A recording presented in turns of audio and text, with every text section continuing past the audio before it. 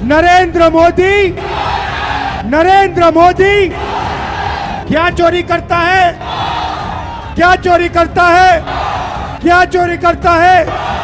Narendra Modi vote चोर। समस्याएं और व्यापक जनहित के मुद्दों पर 55 प्रश्न ही और अंत में पूरे देश को पता लग जाएगा कि नरेंद्र मोदी वोट चोर, वोट चोर।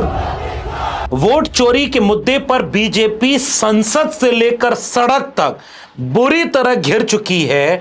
एक तरफ देश की संसद में वोट चोर गद्दी छोड़ का नारा लग रहा है, वहीं दूसरी तरफ पूरे देश में वोट छोड़ गद्दी छोड़ का नारा लग रहा है। नरेंद्र मोदी क्या चोरी करता है? क्या चोरी करता है? क्या चोरी करता है? नरेंद्र मोदी वोट चोर। संसद में जब अमित शाह आए तो तड़ी पार को केंद्र में रखते हुए अमित शाह के खिलाफ नारे लगे।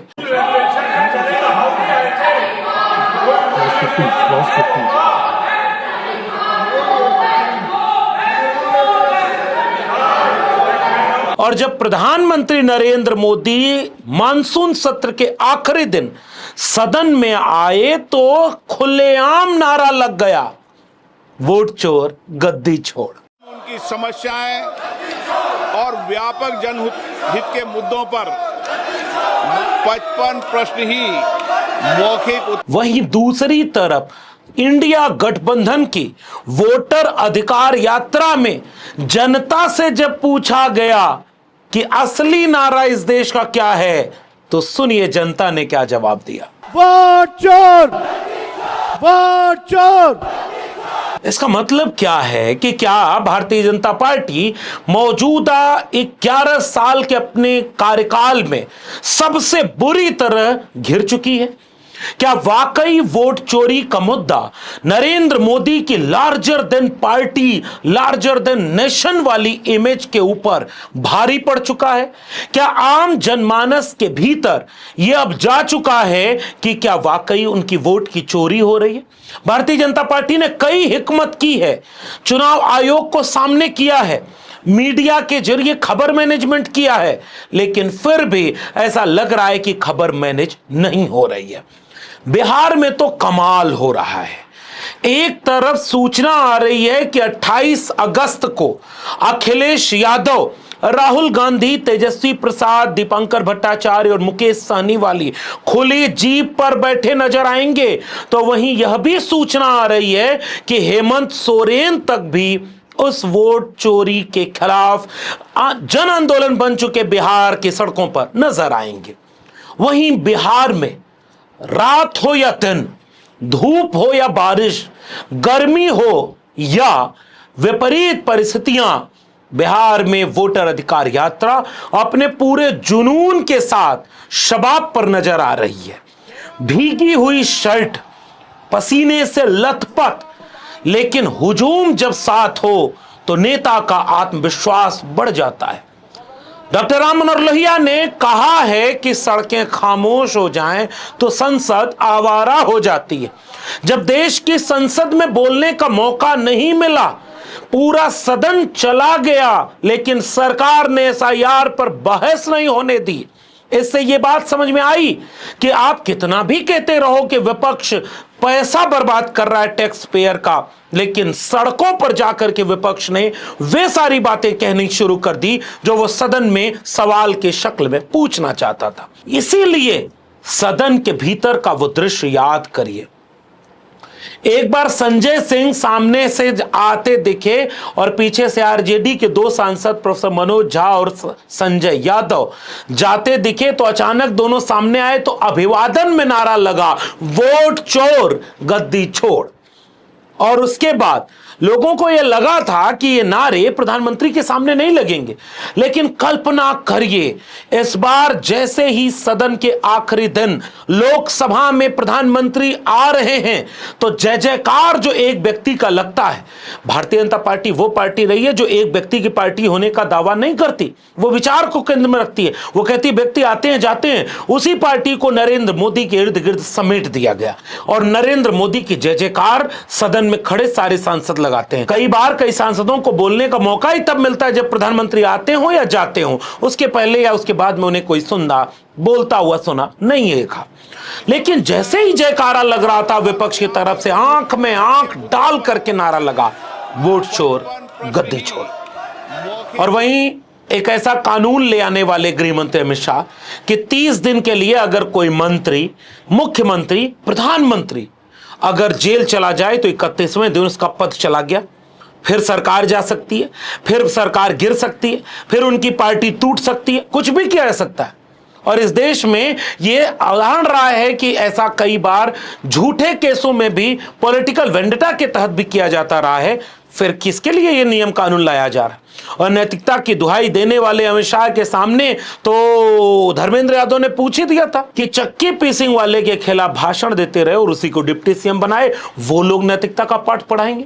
माननीय गृह मंत्री जी बहुत नैतिकता की बातें कर रहे हैं आपने भाषण दिए थे चक्की पीसिंग महाराष्ट्र में, जिनको लेके डिप्टी सीएम बना के घूम रहे हैं आप। लेकिन कल तो गजब हो गया, राज्यसभा में अमित शाह के सामने नारे लग गए तड़ी पार के आधार पर।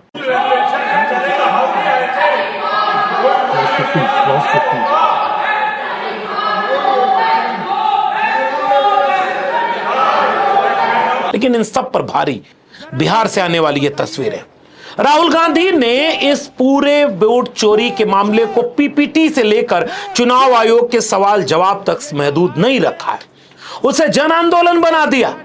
क्योंकि आप देखेंगे अखिलेश यादव 18,000 एफिडेविट देकर के बात कर रहे थे, 14 जवाब दिया गया 14 एफिडेविट पर।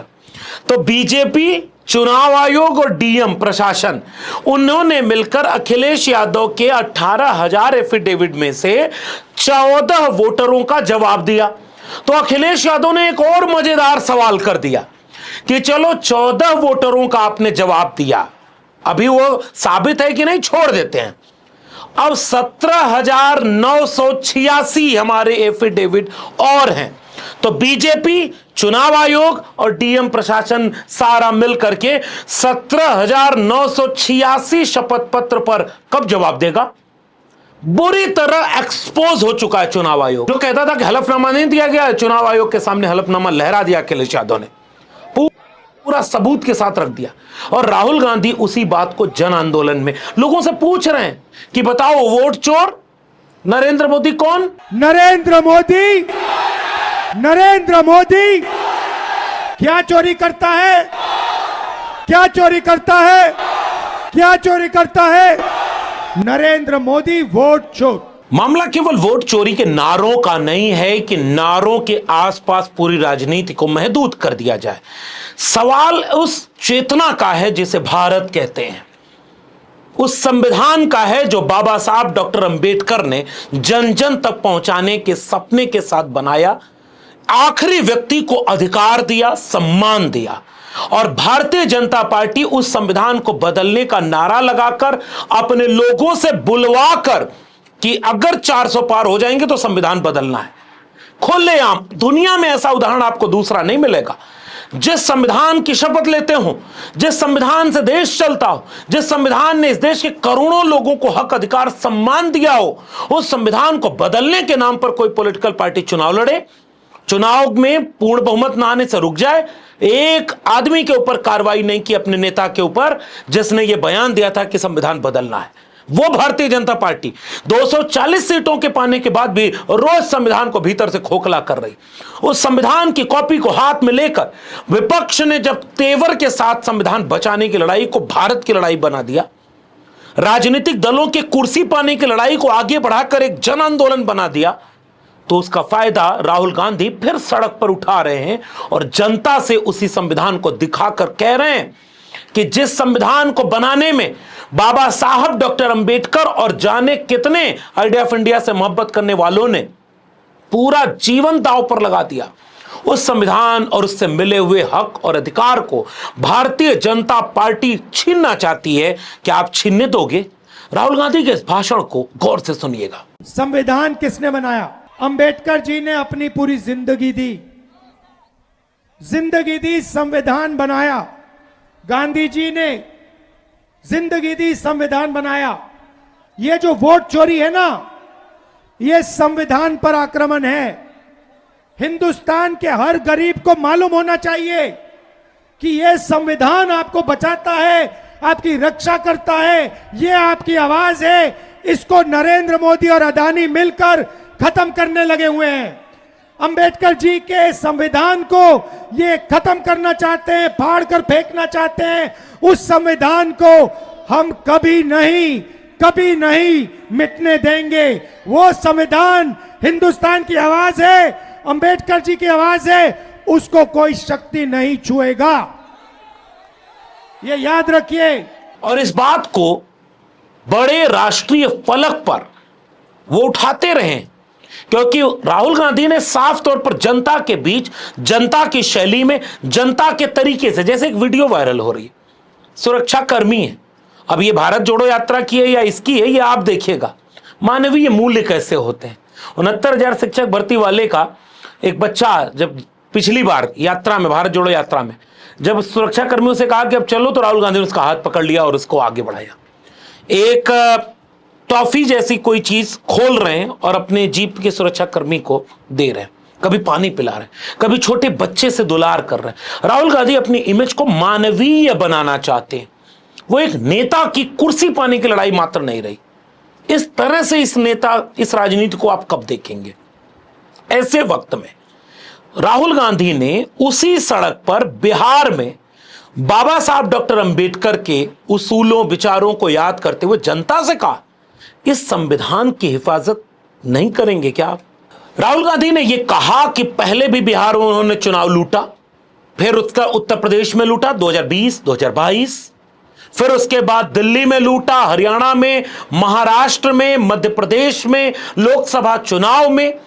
उन्होंने कहा कि फिर हमने एक एक करके सबूत जुटाए और तय किया कि बिहार में इस चुनाव को लूटने नहीं देंगे, क्योंकि इम्तिहान की घड़ी बिहार, अगर बिहार लूट गया तो फिर बंगाल, फिर यूपी, फिर लूटता ही चला जाएगा, फिर कौन बचाएगा संविधान को? राहुल गांधी के साथ उसी यात्रा में शामिल लेफ्ट पार्टी के दीपांकर भट्टाचार्य, वीआईपी पार्टी के मुकेश सहनी और तेजस्वी प्रसाद यादव, जो पूरे महागठबंधन के एक चेहरा हैं, उन्होंने बिहार के लोगों को एक ताकत, हिम्मत और हौसला दे दिया। उस हौसले से अब ये चुनाव लड़ा जा रहा है और ऐसा लग रहा है कि आज की तारीख में विपक्ष भारी पड़ रहा है। और मोदी जी गया जी में रैली करने जा रहे हैं जी, और गया जी में मोदी जी की रैली के पहले ही आरजेडी ने सवाल कर दिया कि आप जितने वादे अब तक बिहार में किए थे, एक को वादा पूरा हुआ नहीं, फिर नए वादे से बिहार बदलेगा कैसे? मोदी जी जब जब जानते हैं कि चुनाव आता है, ये हारने लगते हैं, तो कोई ना कोई तिगड़मबाजी जरूर ये करने का काम करते हैं। मोदी जी सोचते हैं कि बिहारियों को चूना लगा देंगे। ये बिहार है, बिहार, हम लोग चूना खैनी में रगड़ देते हैं। इस बार आप आइए, आपका स्वागत है प्रधानमंत्री जी, लेकिन 11 साल का हिसाब देना पड़ेगा। देना होगा कि नहीं देना होगा? इतना झूठा प्रधानमंत्री आपने देखा है? नहीं देखा ना? तो बदलना है कि नहीं बदलना इन लोगों को? और अब तो बिहार साहब पत्रकार वीडियो दिखा रहे हैं। उन वीडियोस को देखिए जो कह रहे हैं कि मुर्दों के बीच में आए हैं, और देखिए मुर्दे बोल रहे हैं एसआईआर से नाम कट गया। फिर आप कहेंगे कि अभी 10 दिन बचा है, नाम जुड़वा जाएंगे। चलिए, उसके बाद जब सूची आएगी और अगर तब भी ये सूची धांधली वाली निकली तो क्या होगा? बिहार में तो अब मामला केवल इस बात का रहा ही नहीं कि बिहार के मुद्दे या और क्या, वो संविधान बचाने की लड़ाई बन चुका है। ऐसे में देखना दिलचस्प होगा कि नरेंद्र मोदी और बीजेपी इसकी काट क्या ढूंढती है। फिलहाल ये लग रहा है कि विपक्ष अपने तेवर के साथ बीजेपी ने जो मौका उनके सामने रखा उसको भुना रही है राजनीतिक रूप से। लेकिन जो सबसे बड़ा हमला लोकतंत्र और संविधान पर अब तक का था, वोट का अधिकार छीनने का, उसे अब एक जन आंदोलन में तब्दील कर दिया गया है। अब देखना दिलचस्प होगा कि आगे आने वाले दिनों में इसका परिणाम क्या निकलता है। लेकिन लड़ाई अब आर या पार के मूड में दिख रही है। और ऐसे में याद रखिए कि संविधान की, लोकतांत्रिक मूल्यों की जननी बिहार है, कर्पूरी मंडल और जगदेव का बिहार है, त्रिवेणी संघ और जेपी के आंदोलन का बिहार है, किसान आंदोलन से लेकर जमीनों के मालिकाना हक वाले आत्मसम्मान आंदोलन का जमीन बिहार संविधान बचाने के लिए लालायित दिख। ऐसे में बीजेपी बुरी तरह घिर चुकी है और ये नारे ऐसा लगता है कि अब उनका पीछा नहीं छोड़ेंगे, जो दिल्ली के सदन से लेकर बिहार की सड़कों तक गूंज रहे हैं, वोट चोर गद्दी छोड़। आपको ये बातचीत कैसी लगी नीचे कमेंट बॉक्स में जरूर बताइएगा। अगर ये वीडियो जरूरी लगे तो लोगों तक शेयर जरूर करिए। इस वीडियो में इतना ही। अगर अब तक मेरे चैनल को सब्सक्राइब नहीं किया है तो जाते जाते चैनल को सब्सक्राइब करना मत भूलिए। बेल आइकॉन यानी घंटी की बटन दबाएंगे तो अगली वीडियो की सूचना मिलेगी। ज्वाइन करेंगे तो हमें ताकत और हिम्मत मिलेगी। अगर आप इस वीडियो को ट्विटर यानी एक्स या फेसबुक पर देख रहे हैं तो हमें फॉलो करना मत भूलिए। जनतंत्र के सरोकारी मसलों के साथ फिर मिलेंगे, तब तक के लिए बहुत बहुत धन्यवाद।